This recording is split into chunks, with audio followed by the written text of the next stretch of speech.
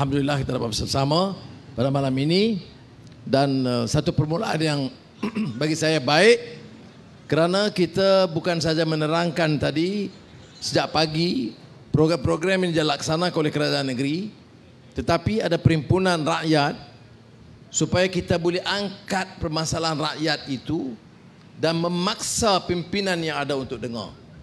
Saudara Amir tadi sebut tentang surah Balad, surah yang menekankan tentang pengalaman Rasulullah SAW di kota suci Mekah Mukarramah. Dan apa pengajaran itu sangat penting. Dan saya tertarik kerana selalu orang guna baldatun tayyibah wa rabbun ghafur. Tetapi kalau tengok fi'il, nak jadi menteri, nak belanja, nak mewah, ya. Padahal matlamat itu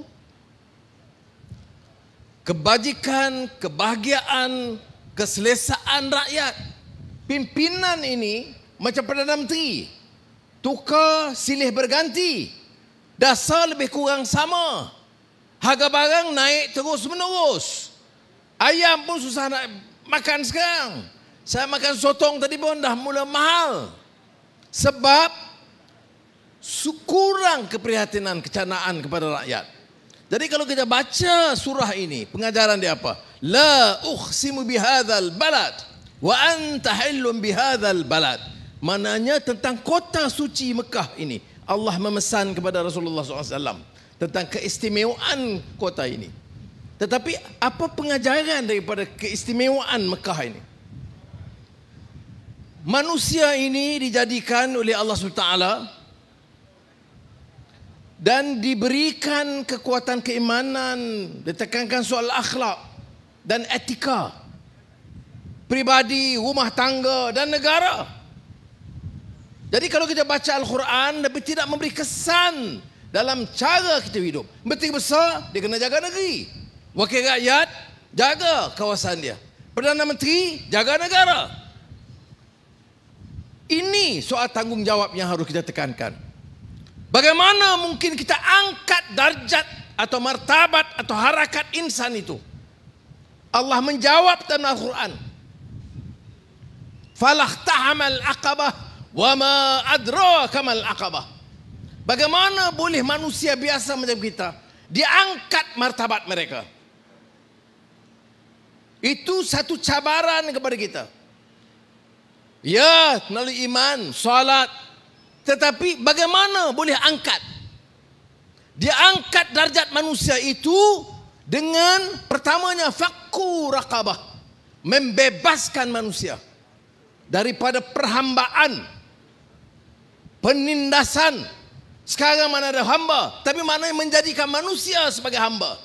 Kerja teruk, kilang untung beratus juta, ribu juta, gaji pekerja RM1,000. Itu seperti perhambaan juga. Nama negara merdeka, manusia di dalamnya itu diperhambakan. Wang dalam negara, hasil minyak, hasil balak dimencekik darah oleh pimpinan. Apa bezanya dengan sistem perhambaan? Ini perhambaan namanya. Rakyat di bawah itu tidak dipedulikan. Anak muda tak ada kerja, tidak jadi isu. Mutu pendidikan ganap, tak jadi isu. Kemudian kesihatan tidak ada, tidak jadi isu. Sebab itu kalau kita lihat dan dengar menteri besar dan rakan kita di Selangor, tiap langkah yang mungkin, termasuk harga ayam dan sayur yang bukan urusan negeri, masih cuba diselesaikan. Soal sekolah yang menjadi urusan kerajaan persekutuan masih diberi penekanan. Sebab apa? Kita nak angkat martabat manusia ini. Allah tanya, bagaimana manusia ini boleh angkat darjat mereka? Pertama, jangan jadikan manusia itu hamba. Jangan perhambakan manusia. Baik Melayu, Cina, India, Iban, Kadazan, baik Muslim atau bukan Islam, jangan perhambakan orang. Jangan menindas mereka dan menjadikan mereka sebagai menindaslah. Negeri kaya, pemimpin-pemimpin kaya raya, rakyat macam sekarang ini. Tu pun bila mari bilang raya, ya Muhammad, Nyampah aku pasal itulah. Ya. 2 hari sudah, wakil orang asli dari Ulu Kelantan, dari Bra, kawasan Perdana Menteri, dari Kampar, jumpa saya. Masalah orang asli dah 60 tahun lebih. Tanah tak selesai. Sekolah tak ada. Kemudian kesihatan. Kemudian air tidak ada. Sebab itu di antara keutamaan Selangor ini, pampasan diberikan secara adil yang tidak diperolehi di banyak negeri-negeri lain. Ini sebabnya saya mengatakan jangan perhambakan orang. Oh, dia kata no, there are no more slavery. What do you mean? No more slaves. Kamu layan manusia itu sebagai hamba dan kamu tidak fikir dia. Apa hak dia? Apa hak dia? Wah, pilihan raya. Mari pilihan raya, kamu ugut dia, kamu bagi wang pada dia, kamu tipu proses, kemudian kamu kata dia bukan hamba. Ini pengajaran. Bagaimana lagi? Apa lagi langkah-langkah yang diambil? Itu membela nasib orang yatim atau miskinan dan juga orang miskin. Jadi apa yang disebut oleh pimpinan kerajaan negeri ini, kalau semangat itu semangat daripada al-balad, itu keutamaan kita bukan menambah allowance pimpinan, bukan menambah jawatan menteri-menteri bercambah, tetapi menetapkan keutamaan, menjaga kepentingan kemaslahatan rakyat. Kalau harga barang semua, sayur naik, ikan naik, ayam, tepung, semua bila naik, ini masalah rakyat. Jadi pertama saya kata tadi, falah ta'amal akabah ini, bagaimana boleh angkat darjat mereka? Pertama, bebaskan manusia, jangan jadikan mereka hamba. Kedua, yatim. Ketiga, orang miskin. Jadi yang disebut orang asli yang miskin itu, atau orang Melayu yang di pelosok di kampung-kampung, atau orang India di estate, atau sebagai orang Cina di pinggir bandar, itu masalah kita. Kalau menteri besar ini bukan menteri besar bagi orang Melayu sahaja. Menteri besar ni pegang amanah untuk menjaga kepentingan rakyat. Nak naik martabat dia di sisi Allah SWT, dia mesti jaga masalah rakyat semuanya. Barulah jadi thumma kana minal lazina amanu wa tawasaw bis sabr wa tawasaw bil marhamah, yang dibacakan tadi. Datuk Ustaz Zawi, saya mengaji seorang putih, sama sekolah dengan Hatta. Jadi saudara, itulah maksud kita. Kalau nak betul-betul peringatan bagi orang beriman itu, mesti ada kebijaksanaan melaksanakan, ada kesabaran dan ada marhamah. Ini tak ada kasih sayang. Tak setuju je kena tekan, tak setuju je masuk penjara, tak setuju pun dihina. Ini bukan kemanusiaan. Digunakan isu kaum ni, Gana Pati Rao tadi sebut. Sikit-sikit kaum. Kalau betul tolong Melayu, saya okey. Melayu mana yang kamu tolong? Tanya yang Melayu belakang ni, mana-mana yang dapat tolong. Yang ditolong itu Tan Sri, Datuk. Macam-macam kontrak, darah tak habis-habis. Lesing itu yang saya marah ni. Tapi bila pergi kempen, nak selamatkan orang Melayu. Melayu mana yang diselamatkan? Inilah yang kita sebut mesti ada. Maknanya naratif kita berbeza. Kita cakap soal keadilan. Pakatan Harapan cakap soal kemanusiaan. Kita cakap tentang mengangkat darjat manusia. Ini yang patut kita lakukan, saudara. Jadi yang utama isu termasuklah kos sara hidup. Soal pengangguran.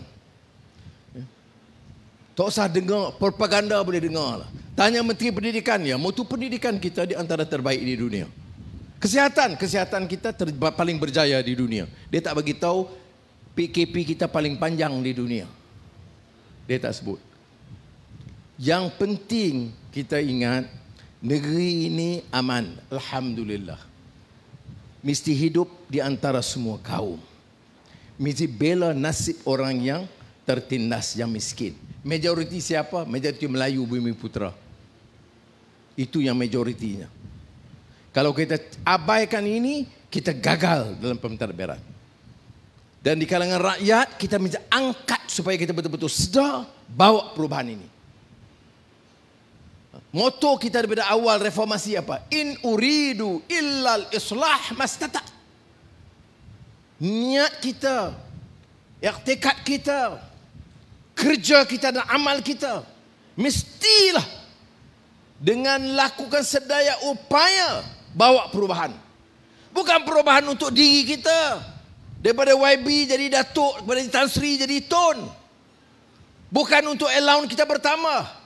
Perubahan ke arah kebaikan. Perubahan untuk mengangkat darjat manusia ini. Dan ini yang kita cuba lakukan. Dan saya akui 22 bulan ada kekuatan kita. Ada juga kelemahan. Tapi kalau kita lihat kekuatan Selangor, Melaka sudah ada. Umumnya orang tahu 22 bulan bawah Ketua Menteri, perubahan itu nyata. Walaupun Melaka itu tabungan dan dananya jauh lebih terbatas. Tapi dengan cermat, dengan belanjawan berhemah, dapat membawa perubahan. Kita mesti manfaatkan waktu yang ada. Menanam semangat perubahan ini. Ini tuntutan Al-Quran. Perubahan ke arah kebaikan. Bukan menjadi pengampu dan penjilat. Maksud pengampu apa? Apa yang dibuat? Sah tak sah? Ada orang yang nyata salah guna berbilion ringgit masih disanjung oleh sebahagian kita. Apa maruah kita? Apa jenis manusia yang akhlak yang kita bicarakan? Apa agama kita? Apa nilai hidup kita? Apalagi orang Islam atau orang Hindu atau orang Buddhis atau orang Kristian. Di mana ajaran itu nak mendewakan orang yang telah merompak kekayaan berbilion ringgit? Ada isteri, siapa tak sayang isteri? Saya pergi mana? Tadi saya nyanyi lagu Azizah. Ya. Tetapi bukan dengan mengambil wang negara beli berlian ratusan juta ringgit. Bukan dengan mengumpul kekayaan untuk diri sendiri. Guna wang itu belanja rakyat sikit sebanyak supaya terus sokong dia. Hilang bukan ratus juta, bilion ringgit.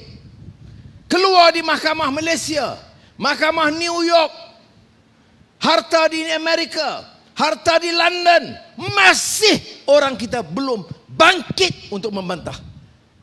Ada sahabat saya di Jakarta, dia kata, Pak Anwar, kalau ini di Jakarta, kita hempap habis ini.